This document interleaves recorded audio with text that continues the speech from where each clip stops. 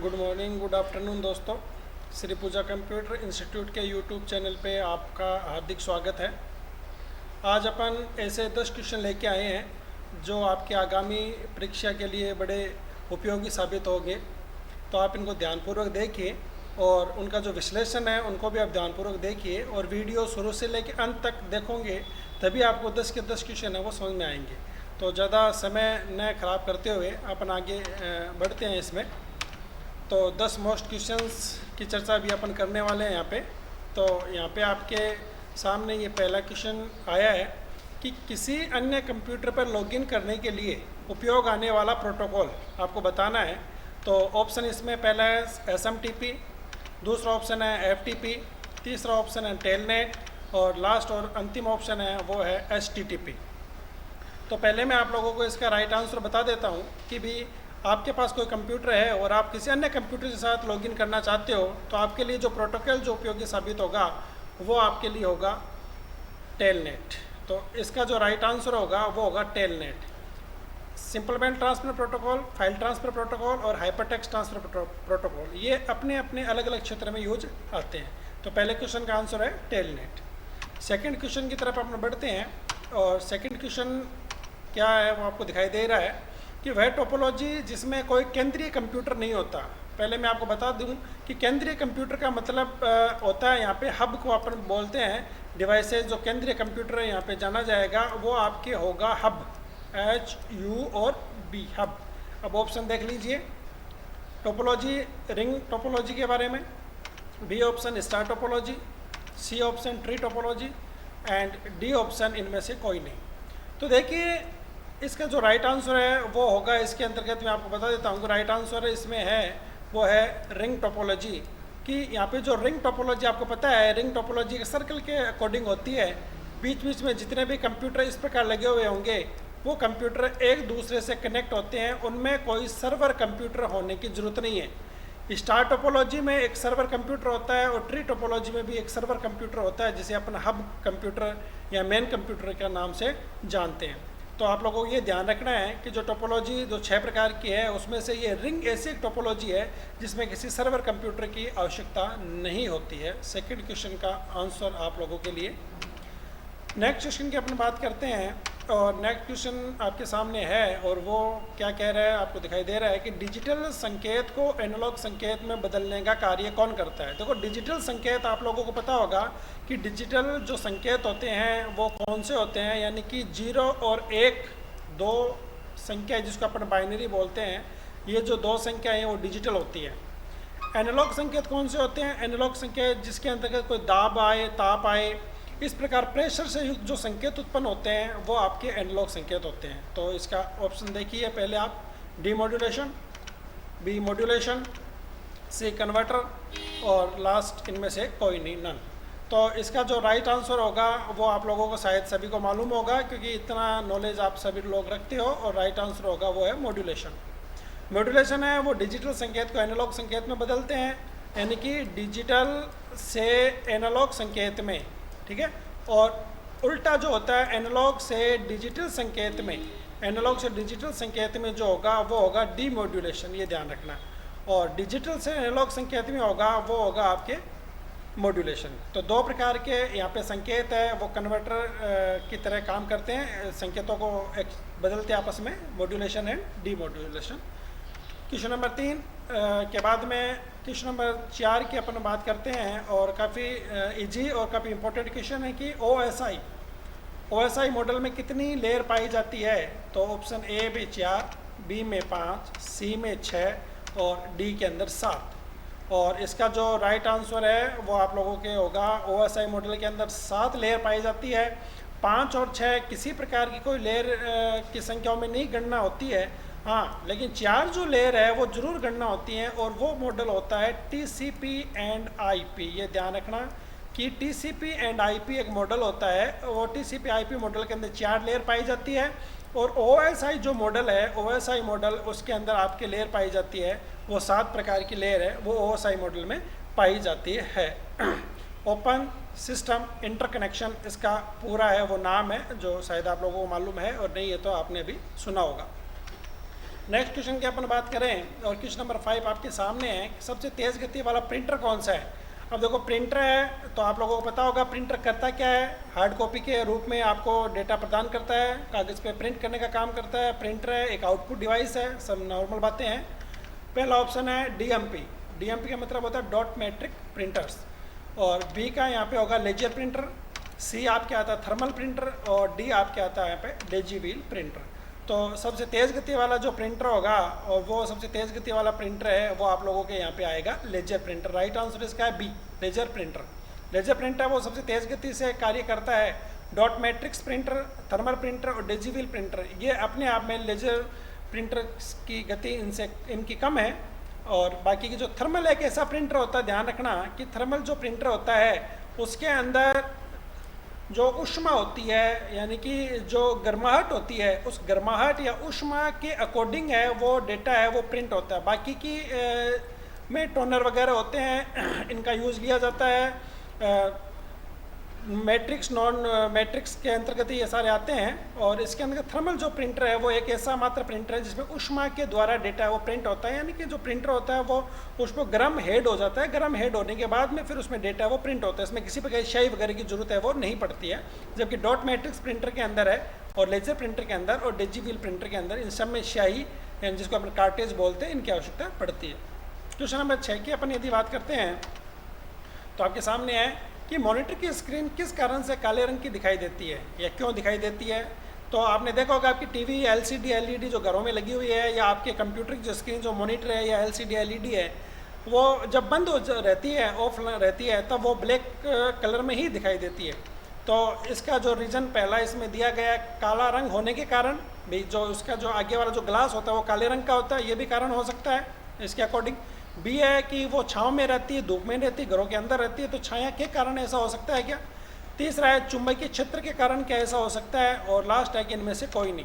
तो पहले इसकी अपन चर्चा कर लेते हैं। राइट आंसर मैं आपको बता देता हूँ, और राइट आंसर इसका जैसा कि आप लोगों को मालूम है वो चुंबकीय क्षेत्र के कारण, यानी अत्यधिक चुंबकीय क्षेत्र होने के कारण इसके अंतर्गत है जो स्क्रीन है वो ब्लैक कलर की पाई जाती है। काले रंग का होना या छाया का होना इस पर कोई इफेक्ट नहीं डालता है।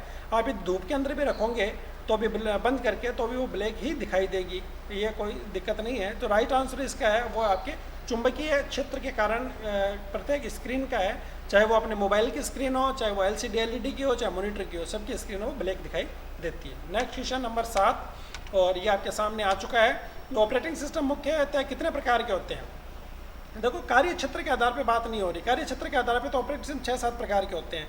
मुख्यतः ऑपरेटिंग सिस्टम जो विधि होती है कार्य करने की उसके आधार पे अपन बात कर रहे हैं। तो ऑप्शन 1 में ए के अंदर 1 प्रकार का, 2 नंबर में 2 प्रकार का, सी में 3 प्रकार का और 4 में डी में 4 प्रकार का। तो जैसा आप लोगों को शायद मालूम है और नहीं है तो मैं बता देता हूँ कि ऑपरेटिंग सिस्टम मुख्यतः यहाँ पे 2 प्रकार के होते हैं, ये ध्यान रखना। एक होता है, अब मैं दोनों के नाम यहाँ पे लिख रहा हूँ, एक होता है GUI और एक होता है CUI। देखो GUI का मतलब होता है ग्राफिकल यूजर इंटरफेस और कैरेक्टर यूजर इंटरफेस, यानी कि जो आपके यहाँ पे कमांड माउस के द्वारा जो यूज़ लिया जाता है वो ये है, और जो कमांड के द्वारा जो यूज़ लिया जाता है यानी प्रत्येक काम आपको कीबोर्ड के द्वारा लिख के करना पड़ता है, ओपन क्लोज प्रिंट देना वगैरह वगैरह सब काम यदि आप कमांड के बेस पे करते हो तो वो आपके यहाँ पे CUI होगा, और माउस के बेस पे होगा वो GUI होगा। तो 2 प्रकार के यहाँ पे ऑपरेटिंग सिस्टम है, और मुख्यतः ये 2 प्रकार के ऑपरेटिंग सिस्टम है। सबसे महत्वपूर्ण ऑपरेटिंग सिस्टम है वो GUI, और आप जिस कंप्यूटर पे काम करते हो या मैं जिस कंप्यूटर पे काम कर रहा हूँ वो सारा का सारा GUI बेस का ही है। तो नेक्स्ट 8वां क्वेश्चन पे अपन चलते हैं, और क्वेश्चन नंबर 8 है वो आपके सामने। देखो एनालॉग संकेत किस प्रकार के होते हैं। पहले ऑप्शन देख लीजिए इसके। एनालॉग संकेत का सतत यानी कंटिन्यूस होते हैं, डिसकंटिन्यूस होते हैं, दोनों ही होते हैं या दोनों ही नहीं होते हैं। तो देखो एनालॉग जो संकेत है और डिजिटल संकेत है वो 2 प्रकार के संकेत आपको मालूम है। एनालॉग जो संकेत होते हैं उसकी जो कार्य प्रणाली वो इस प्रकार होती है, वो इस प्रकार चलते हैं एनालॉग संकेत। ये एनालॉग संकेत की कार्य विधि में आपको दिखा रहा हूँ यहाँ पे। और जो डिजिटल संकेत होते हैं वो इस प्रकार होते हैं, इस प्रकार डिजिटल संकेत है वो इस प्रकार होते हैं, यानी कि जब वो डिजिटल संकेत डेटा ट्रांसफ़र करेंगे तो इस क्रम में डेटा है वो ट्रांसफ़र करेंगे, उसकी कार्य विधि ये होगी, ध्यान रखना। और ये एनालॉग की होगी, यानी ये एनालॉग की हो जाएगी और ये आपके डिजिटल की हो जाएगी। तो एनालॉग सिग्नल आप देख के बता सकते हो कि इसका राइट आंसर होगा वो कंटिन्यूस होगा, सतत होगा, यानी कि वो कंटिन्यू चलते हैं, बीच में रुकते नहीं हैं। जबकि डिजिटल सिग्नल है वो बीच में बिट के अनुसार वो रुकते रहते हैं, चलते रहते हैं। जैसे बिट प्राप्त होती हैं वो बढ़ते हैं, नहीं प्राप्त होती तो वो रुक जाते हैं। जबकि ये जो एनालॉग सिग्नल है ये बिट पे न चल के ये किसी प्रेशर से, दाब से, भौतिक प्रेशर हो, चाहे वो आप लोगों की ऊष्मीय प्रेशर हो, किसी भी प्रकार का जो दाब ताप होता है, गति होती है, उसके आधार पर ये चलता है। तो ये आपके एनालॉग सिग्नल वो कंटिन्यूस यानी सतत होते हैं। Question number 8। क्वेश्चन नंबर 9 की यदि अपन बात करें जो आपके सामने आ गया है अभी, कि चिकित्सा के क्षेत्र में काम आने वाला कंप्यूटर किस श्रेणी के होते हैं। यानी कि जब आप कभी एक्सरे कराने जाते हो, सीटी स्कैन कराने जाते हो, हार्ट बीट अपनी मापी जाती है, ऐसे बहुत से जब अपन यूज़ लेते हैं, जैसे कि धड़कन मापी जाती है, पेस मेकर होता है, एंजियोग्राफी के लिए भी जो बहुत सारे ऐसे उपकरण चिकित्सा क्षेत्र में यूज़ लिए जाते हैं।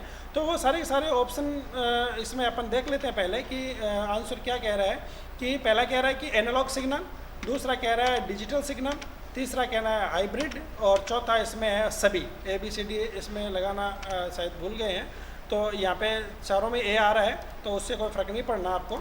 तो इसका जो राइट आंसर मैं आपको बता देता हूँ वो होगा हाइब्रिड सिग्नल। अब देखिए थोड़ा सा इस पर एक्सप्लेन करना पड़ेगा, 20-25 सेकेंड लेने पड़ेंगे मेरे को, क्योंकि चिकित्सा के क्षेत्र में जब भी अपन कभी कोई भी प्रकार की रिपोर्ट या कोई भी जांच वगैरह करवाते हैं, तो वो जांच वगैरह वो इनपुट जो होता है वो एनालॉग में होता है, ध्यान रखना, और उसका जो आउटपुट जो होता है वो डिजिटल में होता है, और दोनों का जो सम्मिश्रण होकर जो रिपोर्ट तैयार होती है फिर वो आपके बनती है हाइब्रिड के अंदर। ये ध्यान रखना, जब आप अपना कोई हार्ट बीट मापते हो या और किसी प्रकार की देखते हो उसके अंदर कि मेरे कोई रिपोर्ट चेक करवानी है, या अन्य किसी प्रकार की आप अपने खून की रिपोर्ट चेक करवाते हो या यूरिन वगैरह चेक करवाते हो, तो उसके अंदर जो डेटा जो इनपुट होगा वो एनालॉग रूप में होगा और आउटपुट वो डिजिटल होगा। लेकिन जब उसकी रिपोर्ट आपके सामने आएगी वो हाइब्रिड के रूप में सामने आएगी, कि दोनों का मिश्रण है वो इसमें होता है। तो एनालॉग और डिजिटल सिग्नल दोनों का मिश्रण है वो हाइब्रिड सिग्नल के रूप में होता है। और आज का अंतिम question, question number 10, computer virus शब्द किसने दिया है। तो ये आप लोगों को मालूम होना चाहिए कि वायरस अभी सब जानते हो, जो नहीं जानते वो भी जान चुके हैं, क्योंकि वायरस, कोरोना वायरस आपने नाम सुना है। उसी प्रकार कंप्यूटर के कार्य विधि को प्रभावित करने के लिए भी बहुत से वायरस बने हैं। लेकिन ये जो वायरस नाम है ना, ये बात अपन कर रहे हैं वायरस, सिर्फ वायरस इस शब्द की, कि ये वायरस क्यों दिया, इसको और कोई नाम क्यों नहीं दिया। तो ये वायरस जो नाम किसने दिया है, ऑप्शन देख लीजिए। नंबर A में टिम बर्नर्स-ली, B के अंदर चार्ल्स बेबेज, C में फ्रेड कोहेन, और D के अंदर वॉन न्यूमैन। तो इसका जो राइट आंसर मैं आपको बता देता हूँ, और राइट आंसर आप लोगों का शायद आप लोगों को मालूम है, और वो C है, और वो है फ्रेड कोहेन।